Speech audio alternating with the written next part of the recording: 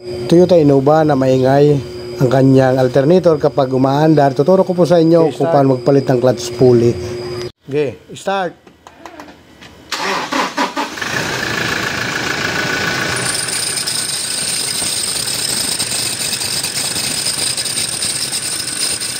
Op!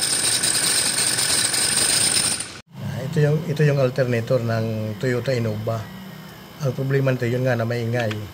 Ngayon sa pagtatanggal nito, ganito po yung sekreto. Dalawang screw. Salpak lang dito. Ilalim. Ganun din dito sa kabila. Hindi kahit isa lang, pwede na. Tapos ito, 17 na nut. Salpak lang dyan, oh. Tapos gamit ng impact wrench. Yan lang, oh.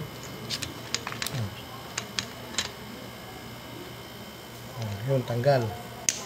So, magkakabit naman ulit, ganyan lang, oh.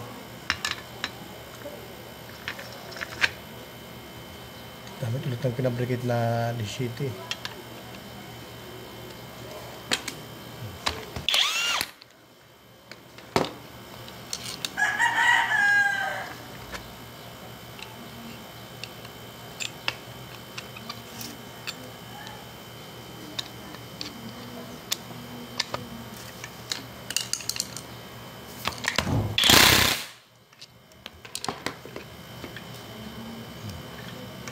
Ayan lang.